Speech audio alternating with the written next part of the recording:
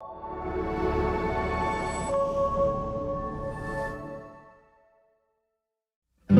I found a cool place to go. We can run or we can take it slow. Won't you come with me? Completely off topic. Mama said I never make it big. Well, Mama, I don't really feel that way. Won't you come with me? Completely off topic. Oh, ain't it nice to be completely off topic? Hello, and welcome to Completely Off Topic with Susan and Meg, Season 3. And here today with us, in-house, is the wonderful, the talented, the glorious Valerie Planche, actor and director and theatre genius. Thank you so much for coming. Thanks for calling me a genius. It makes you feel so good when Well, you never, I mean, we've literally never met, and I know all about you because of your theatre work. So that's pretty cool. Do you ever get this because you've been on stage too, and what you might like people come up to you and go hi. Yes. Yes. Hi, Val. Yes. Yeah. And I'm like, hi. Do I know you? And they go, no. Okay. Yeah, but it feels like we're friends because we've spent an hour or two in a room together. Yes. Yeah. And so it feels like friends. Yes. Yeah. Yep. It is pretty cool. Like in that, like, I think Amy Poehler and I are best friends. Like we just are. Like it's obvious. She probably watches all the stuff I do. I watch the stuff she does. You know, and we're just like soulmates. Yeah. But you do feel like that when you see people. And then when I just actually watched somebody talk about this, and then when they say that to you, the first time somebody said that to me, I was just like, what? What are you talking about? And they had watched a bunch of my sketches online. And then I'm like, oh, cool. And they totally went it was a guy, fanboy on me. And I was like, what are you talking about? Like, this is some silly sketches. It was back with Sketchy Beavers. Right. And I was like, these are like some silly sketches. We just, like, who's even clocking this? Right. But yeah, he was just like, hi, I've seen your stuff. And I was like, oh, cool. I know. Yeah. I know. Yeah. Yeah. There's been times where I felt bad because someone has come up to me and I'm like racking my brain, like, because do they I treat know me you? like a friend. Yes. Yeah. And I'm like, how do I know you? Like, where did we meet? Am I a jerk and I can't remember? But, you know, you play the game. You go, oh, yeah, of course, it's great to see you. Tell me about the kids. Okay, yeah. Like, whatever it is. Oh my God. Well, I get that all the time in my life. It's like people come up to me and talk to me, and I'm like, is this a hockey mom? Is this a soccer mom? Is this from school? Is this from improv or stand-up? Or was I on a set and you were my makeup like I'm honestly, I have no idea where anybody is from. If you're a teacher, because I've taught university Yes. too. So same. I'm like, what? Yeah, no, I don't know. And then like you're directing. 20 years later and you're like, Yeah. wow, okay. Well, it literally happened when you walked in the door. I was like, oh, that was a moment of like, oh man, I don't know you. Yes, Damn it. It's Sorry. fine. Yeah. She even was said, great, though. She said before she even said that to you, she looked at me, she goes, she's not going to remember me at all. And then she was like, hi, Valerie. Yeah, no, but she knew because it's like, it's so long ago and you meet so many people. And unless you are like a spotlit person, I guess, like a director or a lead actor or something, like nobody remembers principal actors. Unless you have like photographic memory, which a friend of mine does. No. So she remembers everything. Right. Hell being directed by her. She is not an actor, though, Because okay? you said, yes, actor She and is? director. And so I've been directed by her once. Yeah. And I had to ask her to move to the back Yeah. because this is how she watches you perform. No. Right? Because if Oh, you get, yes. if you're learning your lines and you get things backwards, Yes. she's like, she knows it all. Yes. It was Yes. hell. Yeah. That would be terrible. Yeah. So I did. I was like, no, you have to go You have sit to go to in the back where I can't of the see you. room. Where I can't see you. This totally Yes. blows my theory. I had a theory. Somebody the other day was asking me about my memory and stuff. And I'm like, I literally remember. I remember up until I need something. And then as soon as it's done, like, you know, like I used to be a dancer. I would remember the dance. Oh, I was talking to my old dance coordinator from cruise ships. And I was like, I remember all of the dances until it's like we are off that cruise ship and I'm on a different one. Then I have no memory. Yeah. Because somebody posted a dance we did in 2000 and I'm watching it going, oh my God, this was on a ship? I can't even remember, like, who's in it? And then I look and I'm like, that's me. That's me. And it's like spin, turn, stop, turn, bump, jump. And it's like, it's this intense dance. How do I not remember being in this 5-minute dance for 9 months of my life? No recollection. And so my friend was like, well, that's because you have an actor's brain. And actors' brains retain stuff for as long as they need it, and then it flushes it away. And I was like, this must be a thing. And then now you've just completely contradicted it. Well, yeah, no, I know some people who are like, no, they can still recite. They can still recite from, like Shakespeare. I feel like Shakespeare, there's a little bit of a rhythm and something that gets stuck in you. Like I suppose. I'm like you. No, it's done. Like, when it's done, it's done. I don't need it, it's gone.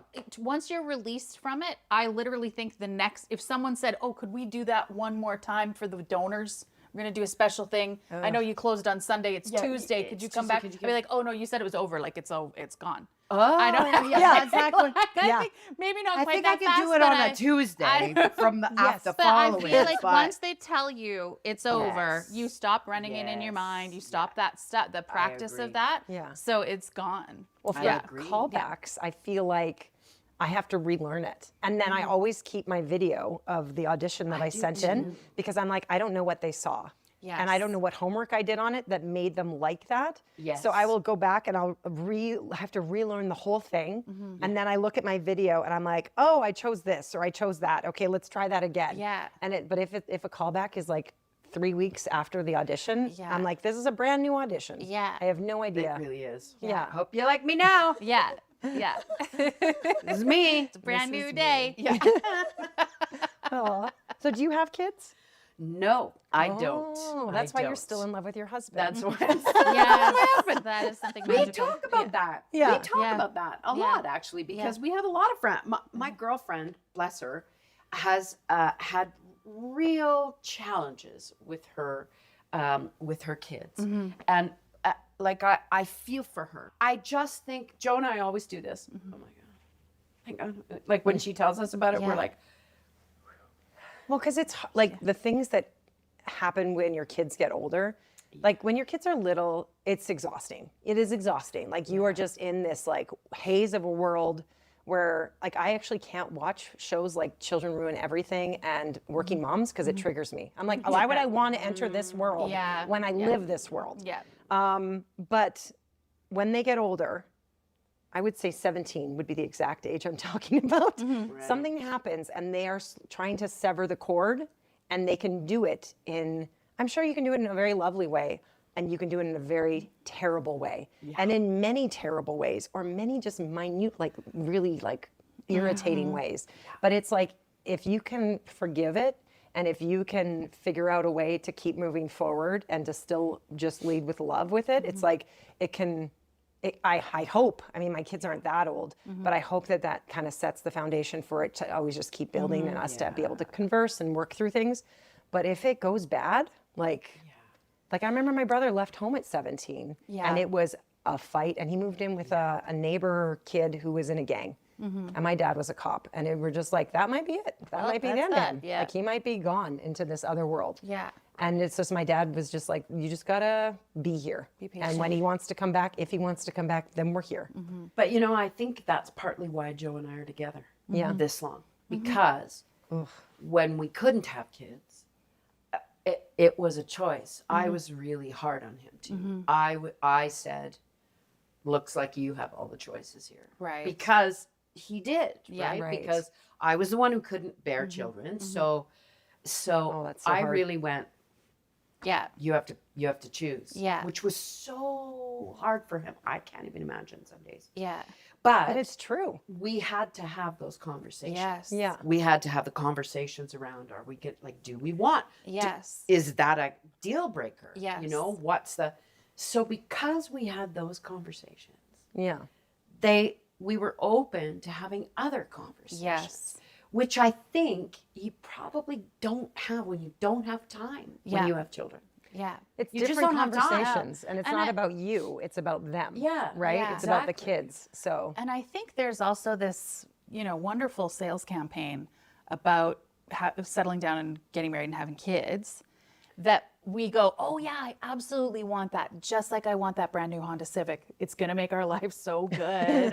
I can't wait. It's the same thing. And then it happens really fast. Like in my marriage, when I was married, like we had a baby right away. So we didn't even really know each other that well. And then now suddenly this whole other thing that you cannot be prepared for. The only experience is your own as being a child, you know, happened. And so it's, from my experience, it was like we were just wholly unprepared. Yeah. Do you know what's so funny? Entirely unprepared. I think it's in Arrested Development. They talk about how, the mom says something like, well, what, there's no manual in raising a kid. And the narrator goes, there are thousands of books written on parenting.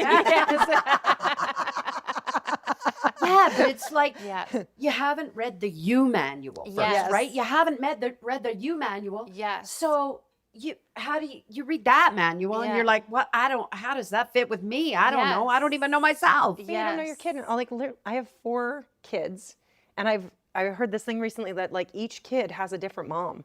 Because you're at a different stage, they're a different personality. You have a different relationship with every kid, so you're a different mom to every kid. So one kid, no kid. I have 4 kids. It's like it's completely different. So you can read a million books. And it's not going to tell you your thing. My sister and I just went through that. Actually, we had that conversation that you and I had. Well, Mom was this way, and I was like, oh no, Mom was not that way. Yes. And so we realized that we did have different mothers. She's 8 years older than me too. So different. Very different. Yes, my sister is 8 years older, and then I have another sister who's 11 years older than me. So they were raised together as like a little pack of the girls. Right. And then I came along way later. So I also had parents who parented in the 70s, but then I was in the 80s. So there was that like generational difference with them. But then also like they didn't give a singular thing. Flip. Because they were like, oh, if she falls down the stairs, like it'll be fine. Like we'll just give her a Tylenol. Like it's just, they were not worried about that. And they knew the things like, we don't have to fight about phones or it was a big about getting a phone in your room was the thing. With when I came along, I was like, whatever, the jack is in there. Getting who a cares? phone in your room. Oh my goodness. I was never allowed. And if you couldn't say it on the family phone line, it shouldn't be said. Yes. It just shouldn't be, obviously. Yes. Yeah. We didn't even have a long cord. Yeah. No. Ours was yellow, you know, that beautiful gold. The color that the Yes, fridges, like gold, like fridges and stoves were yes, that it color was the too. same color. It was all matched. The fridge and the stove. Marigold. There was even a dishwasher. Yes. Yeah. And the phone was on the wall. Yeah. Yep. But it had buttons. It was just after the rotary. Same shape as the rotary, but it had the buttons. We had both. Yeah. And then, oh my goodness. And then one time we were able to put the phone on the wall. And when we came home, you would look and there'd be a light flashing and we would push each other out of the way and rip off our boots and go and answer *69. It's Grandma. She called. She wants us to call her back. Okay. And then 7 delete, 9 delete, I think was back then. 9, hang up. And you'd be like, yeah. Now I'm like, I don't know the number. Yeah. Oh my God, if somebody leaves me a voicemail, I'm like, why do you hate me? Yeah. My grandmother was in her 90s at the time, and cordless phones were a thing, but cell phones also had come along. And we thought it would be safer for her to have a cordless phone that she could bring with her around her apartment. Right. Yeah.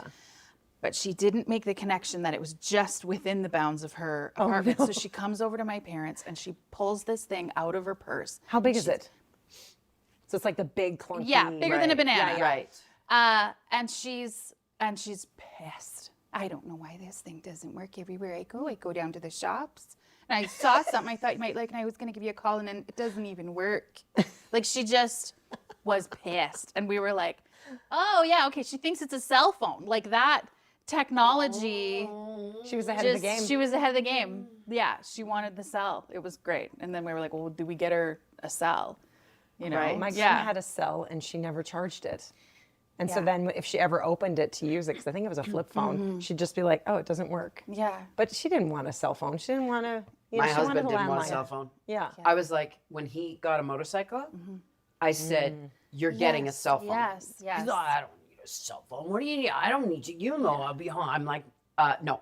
Yeah. Because if anything happens to you on that damn bike, Yeah. Like, I need to know that I can get in touch with you because And God only otherwise... knows where you are. Yeah. Yeah. So he did. Yeah. But it's like, he's like analog. my Makes me laugh. Kills Does me. he have like a flip phone without a... No, oh, he doesn't. it's a He's smartphone? like fully on a smartphone. Yeah. But Do you know what though? I think great. I can actually... I honestly think that the BlackBerry coming into our home was the beginning of the demise of my marriage. Because then my ex could work in the house and he could take a call and he could send an email and he could check his stuff and it was all work that came home. Whereas before it was very clear he left work, he was now at home with us. Yeah. And then he would go back to work the next morning. Yes. And it came into our homes and then eventually, because he had it and I was like, you got to get off your phone. Like, this drives me crazy. I'm parenting and I'm here and you're not here. Yeah. And then he got me a BlackBerry because I was selling educational toys from home. And then I was the same. And I was just like, do. And my kids would be like, yeah. I'm like, yes, but I should see mommy's working. Which, I mean, back then it wasn't mommy's working. I was on a phone. Yeah. But it was like, that was now the way my work showed up. And I have to send this email because I've got some people that are going to buy toys tomorrow. And it just kind of, it blended everything. It really boundaries did. were gone. Yes. Read A World Without Email. It is an amazing book. And it toys with the idea that this happened, but also email made us lazier because it used to be you would have to send that letter, calculate the number of days that it needed to arrive in their mailbox, and then they would have time to respond to that, sign it, whatever, and send it back to you. So easy transactions could take, like equity, for example. We had to get those contracts out. Equities, The actors union, theater actor theater, union. We'd have to get those contracts out a month in advance so that there was time to get it back. And then on the first day of rehearsal, we all would sign and then that would get shipped off. And like now that can happen at 6 o'clock. It's dinner time. Let's just get it done. So it's made us lazier because we don't have that planning in place because we think, oh, I can just fire off an email. But also it creeps into your house. So in the end of it all, it says like put office hours in your email signature. I do that And too. I think it's the because way. I also think it not only makes us lazier, but who reads their flippin' email? Yes. Like through. Yes. Did you read the email that I sent you about this? No, I totally read the email. Okay. I didn't watch the video. Yeah. So I was like, how do I buzz? Do I get Kara's like, Kyle's like, no, don't buzz. We're filming. And I was like, oh man, you're one of those people. I didn't. So I read the whole email and I was like, yeah, okay. Oh, with video? She said, oh, she's in a video. I didn't watch it. Oh man. It's fine. It was only for people because some people were nervous and they didn't know what to expect. Right. And so I sent a link to Sandy Summers' video. Oh, Which yeah. is awesome.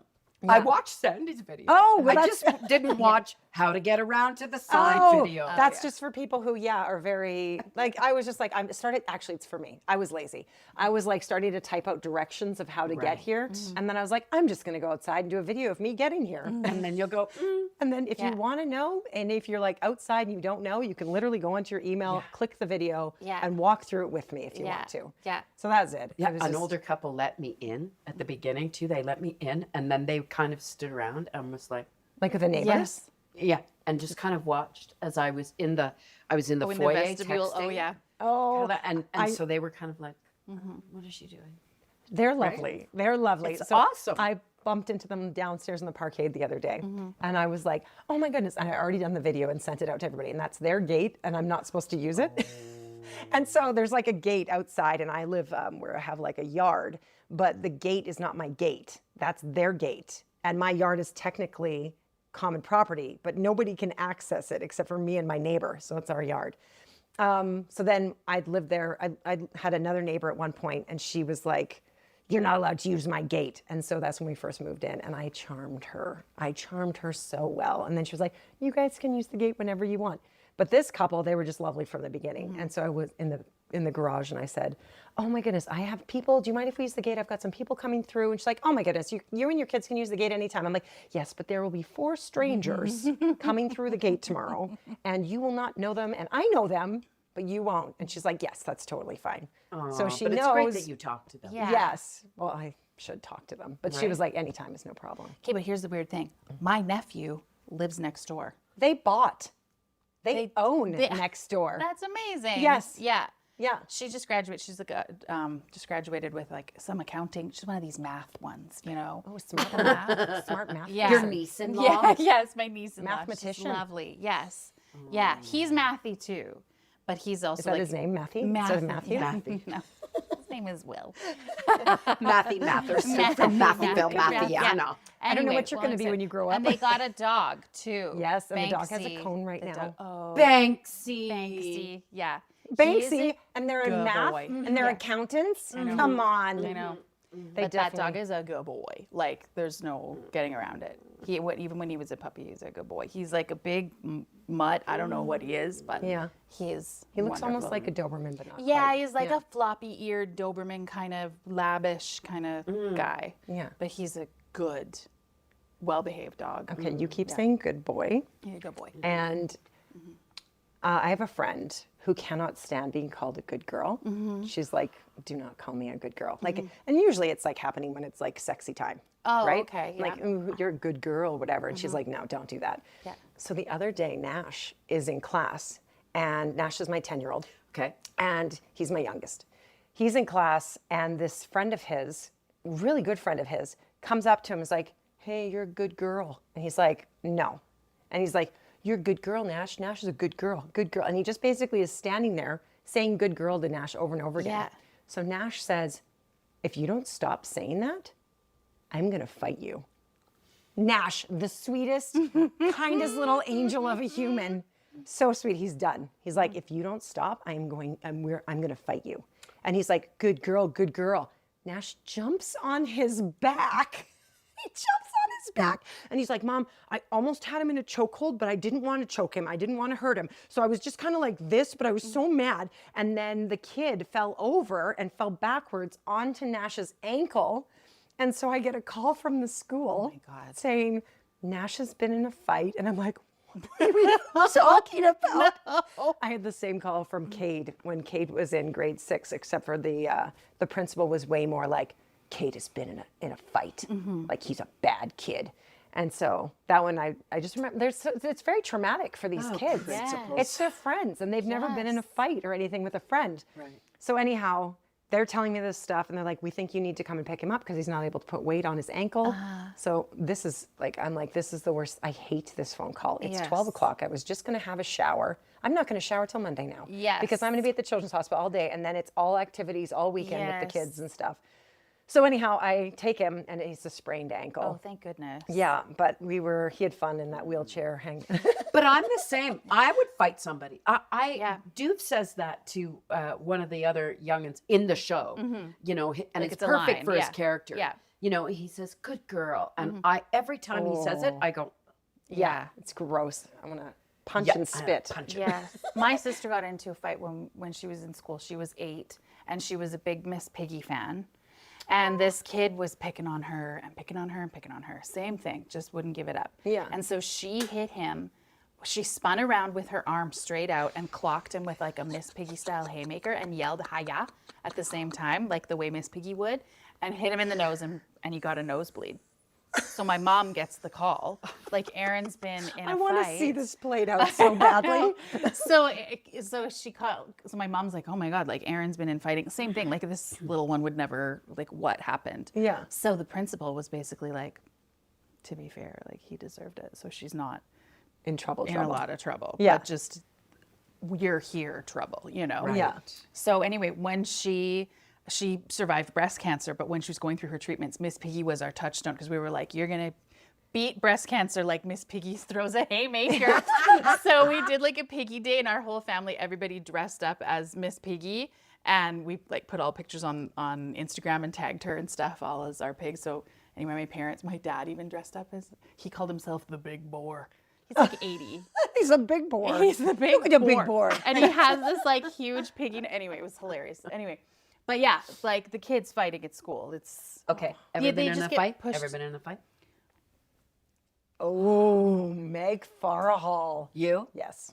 How about you? Me too. All right, tell us about your fight. yeah. Or fights. Well, no, high school.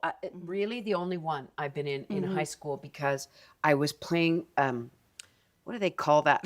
Hockey? Yeah, I guess Field it's called hockey? field hockey Yeah, because with yeah. that The hook hook thing, yes. So I was in that, and I was a bigger girl in school.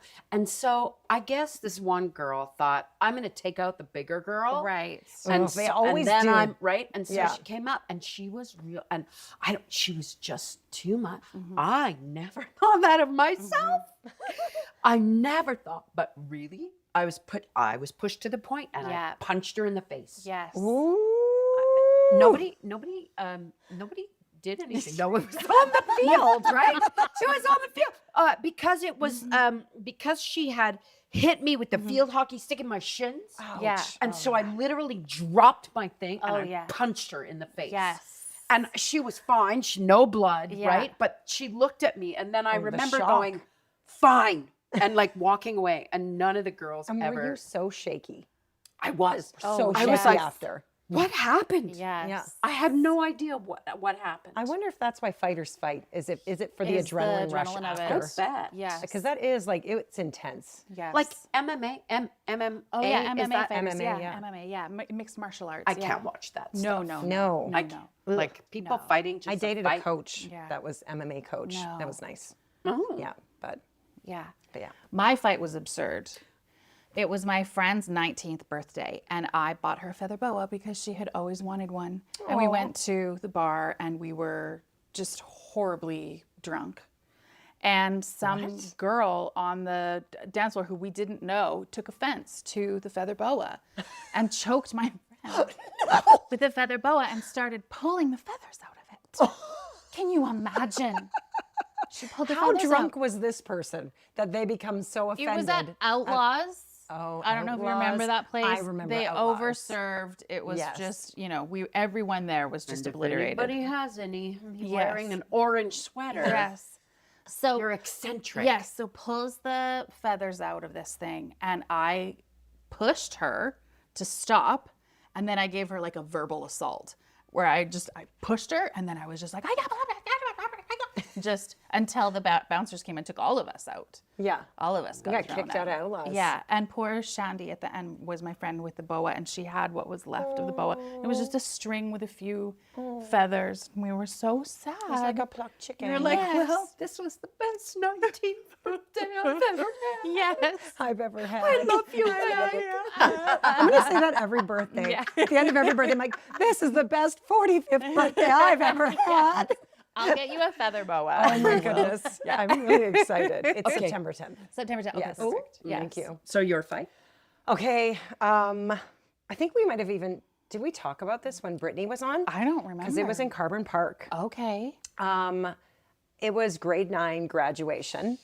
And we were in Carbon Park because that's where all of us would go, like a lot of people would go to drink, and some people would go to make out or whatever, and then some people would go to skinny dip in the river at night after drinking, which is not a good idea in the Bow River. Yeah. But I was with my friends who don't drink, and we were all there because it was grade 9 grad.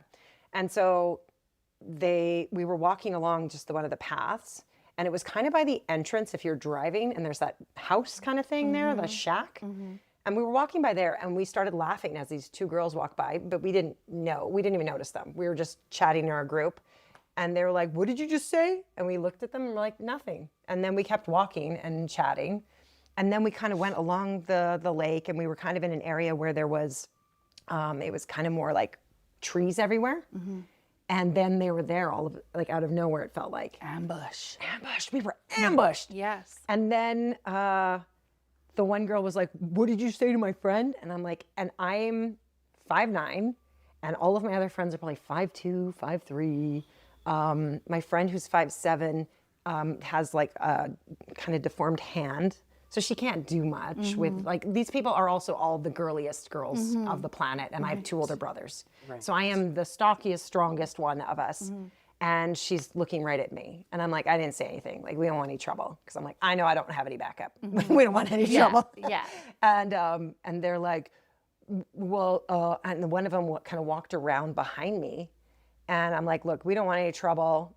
And she pushed me into her friend, right? And she's like, "Did you just push me? What the hell?" She grabs my hair and she knees me in the face. So, boom. And I'm like kind of down, like she has me down, and I reach around to grab her hair and I rip it, and it comes out. Oh no! She had a huge thing of extensions and no hair. Thank God it was extensions. and It was not just your extensions. Oh, you thought I regular- ripped her hair out of her head. No, I went with the extensions. Oh, So good. perfect. Oh, yeah. Perfect. But I was so, because I was ready to like grab her hair and like clock her, whatever. But I was just so shocked by this hair. Yeah. And then her face, she was so embarrassed that she was like, "Give me my hair back." Now it's and I'm comedy. Like, Yeah. "Duh." Yeah. And I drop it, and I'm like, "What the hell?" And they run off. And I'm like, what just happened? And then I'm bleeding everywhere, and all of my friends are crying. Yes. Like, so helpful, you guys. So we walk to my friend Laura Kalika. We go to her house, and her parents, I don't know where her parents were, but we go in, we go to the bathroom, we're cleaning up, everyone's crying. Lori, her older sister of like 9 months or a year, comes in, and she's, they're a Filipino family, but she's kind of stocky and was like a wrestler and stuff. She comes in, "Susan, who did this to you?" And I describe them. She's like, "I know exactly who they are." And she goes and her grade was tough. The girls were tough. scrappy. She went and got them all together. They went to her house, called her out, and beat her up. Like, what the heck? Yes. Like, insane. I think that's the only fight other than like brothers that I've ever been in. Right. Yeah. It's fascinating, because I was listening to CBC on my way home from rehearsal from a show the other night, and they were talking about what's happening now with girls and violence and this swarming that's starting to happen. And I was Swarming. What do you mean? Well, Like they're going around somebody and yes, what they do is a group of girls get together, and they there was this one, they were talking about this one incident that happened where this man was actually killed. wow. And he was beaten to death by this group of 13-year-old girls. wow. And they have video of them in Toronto from different CCTV, from different Yes. stations in Toronto on TTC, like bothering people until they came to this one park, and they have CCTV of them like taunting and beating up this man till And the man didn't do stabbing him anything. until he It's he not like a tried, revenge but or they were anything. like he didn't some instigate. girls. So he was and a stranger. He was a stranger, no, and they had done something to one of the people that he was with. And so he was going over to say, what did you do? What are you doing?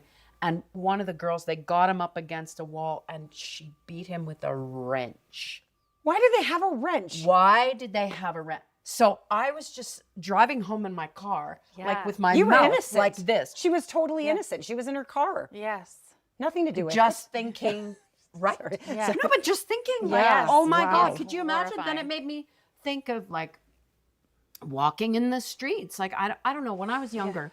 So this is something else I thought. When I was younger, I'm from Montreal. I walked around Montreal. I didn't care. You look people in the eye, you go, it's like, fine. It's fine. I came to Calgary. There was no people Yeah. in the 90s, right? I was walking around the Arts Commons, and Oh, especially downtown. I Downtown was like, not populated. where are the people? Yeah. Which made me kind of really leery for myself. Yes. But now I see, I become really afraid as an older woman. Huh. I know that I can put that bravado up, Yeah. but I tell you, I hear things like that, and I think I wouldn't have a chance. I wouldn't have a chance in hell. 6 girls decide they're gonna whatever. Yeah. I feel That's like, crazy. okay, growing up, I grew up in Ogden. So that's kind of a rougher Yeah. neighborhood. And we used to, I remember when I was little, that I wasn't allowed to go near the kitchen window because there was a gang fight happening in our back alley. And there was one group of people apparently coming along, and they all had like gardening tools, like hoes and rakes and stuff like that. And they were going, another group came along, and they had a big fight in like behind my house because there was a hill there. And so they had a big, huge fight there. And my dad was a cop. And every time my dad wasn't around, something happened. But if my dad was there, nothing happened. Like, even, this was back when that referee got kind of strangled after a game. That was, our team was there in Milliken Ogden, hockey rink, Jack Setter's Arena.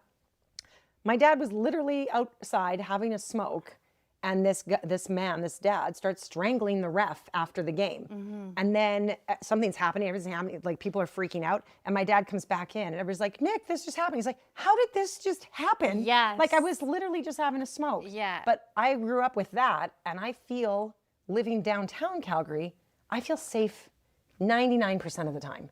Like I don't feel, and my kids, they know the area, they go out with their brother or something like that, walk down the street, and they will be like Cade said one time when they came home from getting something from the store or whatever, he's like, yeah, I had to tell Jace we need to cross the road. And I was like, why, what's going on? He's like, well, Jace didn't see that guy had a knife. So this guy had a knife, and I mean, like, so yeah, it is, it's but if you have the street smarts and you're from Montreal, you have the street smarts. Well, except I was like, because I'm also like, hi, I smile at people, I look at them in the eye. You look in the eye, I this think one you're woman, fine. I remember, I lived on 21st Ave and 4th Street. Yeah. And I went around the corner to the, shop there, the little shop, to get a box of Kraft dinner. Yeah. Literally, it's a really sad story. But You didn't have to say any woman, of these things. this woman, like I'm walking with my box of Kraft dinner, I see this woman, I smile, she punches me in the face and steals my Kraft. Oh my God. You shouldn't have been flaunting your I Kraft dinner. shouldn't have been flaunting my Kraft dinner. People are just flaunting. I'm like, why didn't you just ask me? Why didn't you just If hold you like needed- a if you were $100 bill? hungry, Just be like, I have a $100 Just bill. say, oh my my God, I'm God. so hungry. Can I have your Kraft dinner? Yes. Like, you no need, right? That's so I get hit on by homeless men all the time show off. for this reason, because I make eye contact and Oh, I know. So I've had to start because I had this guy, I was going to Company of Rogues.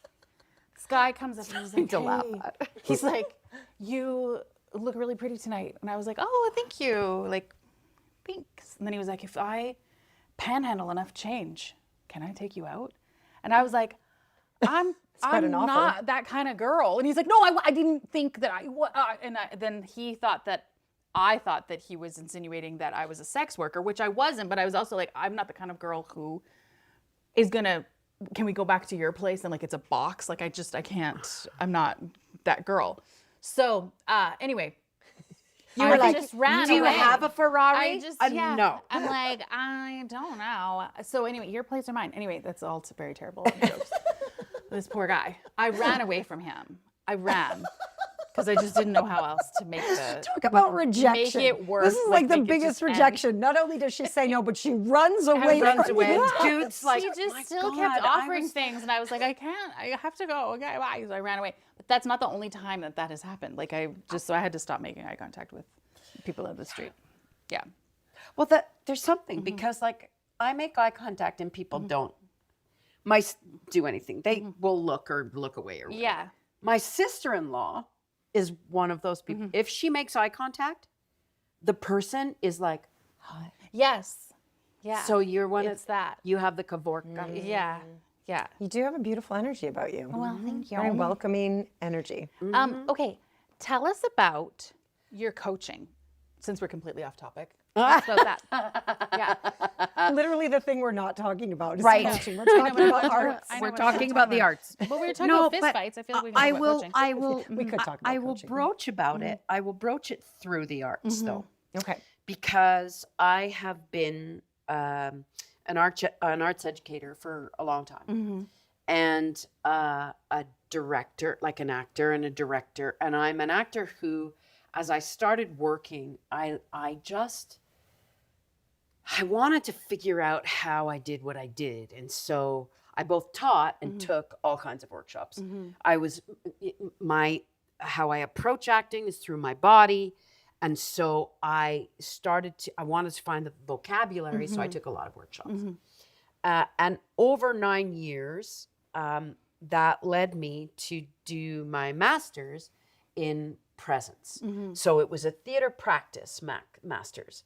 But I was so sick of hearing my colleagues, smart people, saying just about how they were taking kids into theater schools, saying, they have it. That person doesn't have it. That person has it. And I was like, what is it? What is it? I started asking that question. Nobody could answer me. Right. Well, it's that they were saying all kinds of things. And I went, no, this is not acceptable. No. We're creating silos because we're creating our own language for work that, and not documenting our, our lineage. So I went back to the U of A and I did my master's in theater practice because I wanted to document my process as an actor and a director and work with a neurobiologist, cognitive psychologist. He was both those things. And see if I could, name what is presence. Is it inherent? Can it be taught? And then my question to him was, are we doing brain modification when we teach acting? His response was yes. Yeah, totally. Because of course we're creating new neural pathways that we have to repeat, and the repetition creates new neural pathways. We're creating a situational self because we're giving ourselves these circumstances that our body doesn't know is not real. Right. Yeah. So that was one thing. But then presence, in the end, is a set of qualities that some people, often through trauma, have an availability to, because when you've gone through trauma, particularly when you're young, you have an oversensitivity to what's happening in your environment, so that you don't create more drama, or that you're aware of people's energies, so you're threats, so that can preclude someone having a strong presence, right? So that was a really incredible thing. So then I thought, okay, and many people in the theater was like, it's going to ruin you. It's going to ruin your work. And why do people say things like this? I don't know. I think people are afraid of themselves. Yes, I really don't know. yes. I'm Let like, are people you explore. kidding me? The more I go into science, the more my brain goes, and I think what amazing things we are. Yes. These flesh, bag, bone, water, electricity things that we walk around on the earth. Like, oh my God. Yes. Right? Yes. So then I've been teaching and I've been coaching acting a long time.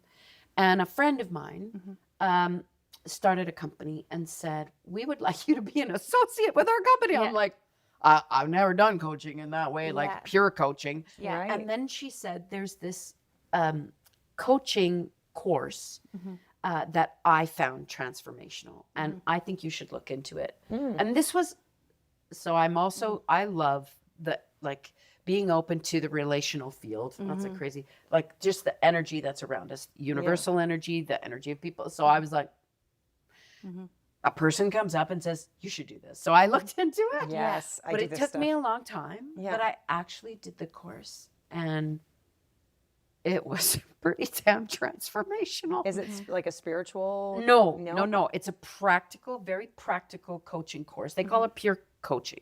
So it's you have a series of conversations with people around their development and growth, the possibilities for their growth. Yeah. Right? Conversations around things you're thinking of, like I'm essentially a thought partner for someone. I don't come with expertise. I don't come with advice. Yeah. I sit in my presence, hold a container for someone, and reflect and ask questions. Right. That's what a good friend does too, though, right? Like Meg and I have had coffee or conversations, and then at the end of a conversation, Meg will be like, I just want to share something with you that I've been noticing. And then she'll kind of share what she's noticed. Can you imagine that? Yes. Yes. And then it's like, I'm like, boom. I'm like, how did I not see that? Yeah. Right? Sometimes you just need that reflection to be to really get what you're saying or going through or feeling. And so leaders within companies, within a corporate climate, never have, and these days never have time to have those conversations, reflective conversations. No. And talking about feelings or talking about it's very challenging. So I am loving the one-on-one connection. That's my jam. That's why I got into theater, because I really love that collective you know, when you're working with one person and you're working with a couple of people and you can feel the jam happening, right? And you can feel the audience and you go, you know, it's fantastic. Yes. No other profession. Yes. I think for me. Yes. Yeah. Except now the one-on-one is really, I find it humbling. I find it inspirational. I'm changed by every person I talk to. Yeah. In these little ways. You know, my husband used to say to me, how can you, because yes, we have an incredible relationship, but just because you've been with somebody for 30 years, you still don't know them. You really don't. Yes. You really don't. You don't know yourself. No, Yes. no. I right? believe that. I believe you. Yes. So my husband used to say to me, you will go out, you know, especially around that time when I couldn't have children and there were so many things we couldn't talk about. And he would say, you can go out in front of 700 people at Theatre Calgary and like, right? And right now, I feel like there's a wall. Yeah. Because it's So you, though, it's versus a character. personal. How do you open yourself to another human to allow that kind of flow to happen? Yeah. Right? It's really, that's what I teach actors to do. Yeah. So it's been, I don't know, I just freaking love it. You I can just tell. freaking love it. You That's can tell. amazing. And we love you. And we love having you on our show. Thank you Yes, so thank you much. so for much. being done? here. We We're could talk done. forever. I know. That's an hour. I feel like we Yeah. probably have to do this again. Yes. So, Oh my God. Yeah. yeah. This was amazing. Yeah. Thank you so much. Thank you. And we didn't talk about it. But we did. See? Did you like how I did that? Yes, We a little did. bit. Yeah. You gotta talk But about that's everything. the whole point of completely off topic is that we just Yeah. go where we go. Yeah. We go where we go. It Yeah, goes. that's awesome. Yeah. Thank you. Thank Hug. you. Thank you. Yes, please. That front to the back Just side. sound way- This way too. Ooh, ain't it nice to be completely off time?